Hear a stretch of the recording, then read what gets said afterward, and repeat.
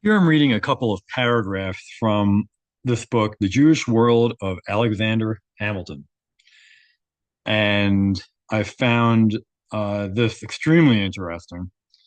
Um, was our government really legit from the beginning?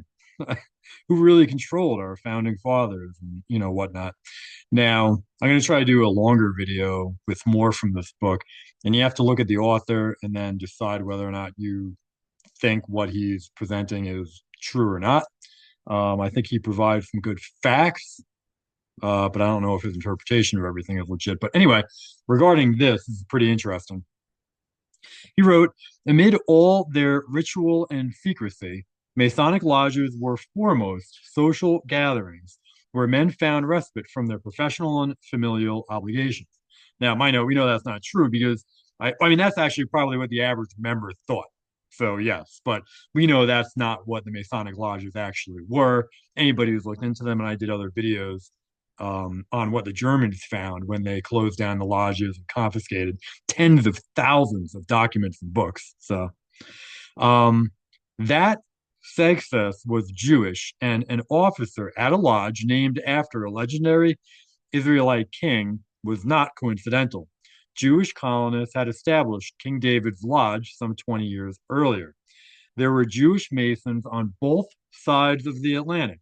Unlike religious institutions, Masonic lodges were open to Jews and non-Jews alike, thereby providing a unique space where a Jew could retain his religious identity while cultivating ties with those Christian neighbors who were amenable to interfaith friendship.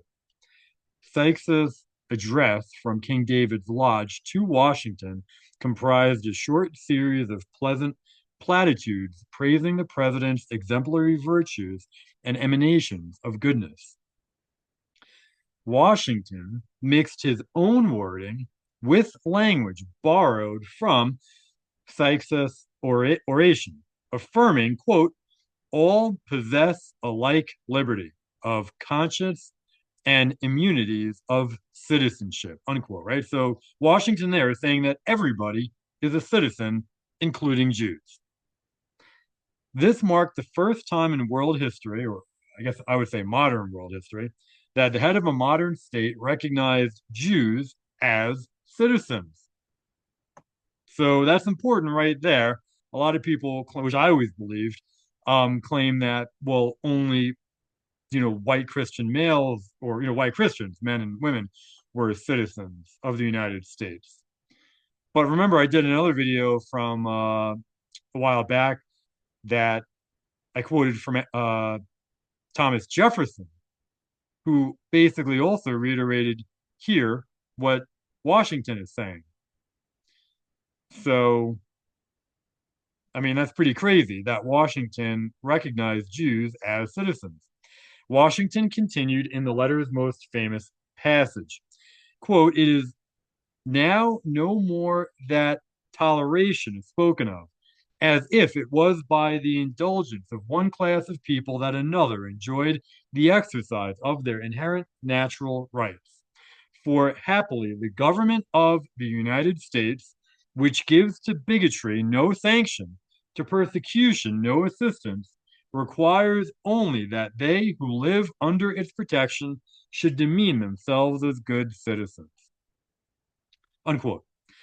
That the president lifted this phrasing nearly verbatim from the Jews' speech could leave the Jews of Newport with no doubt that their aspiration and the position of the Washington administration were one and the same, right?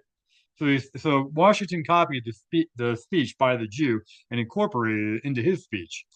And so what the author is saying here is that obviously Washington and his administration were on the same page as the Jews being citizens and having every right as the white Christians in America.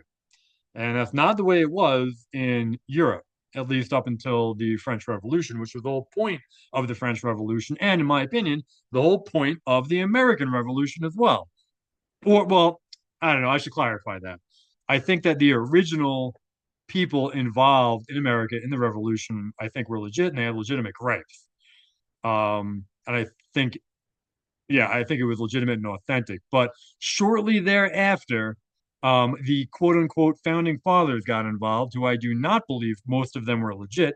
Some of them, like Luther, Martin, um, Patrick Henry, the Anti-Federalists, all of them, they were the real Christian patriots.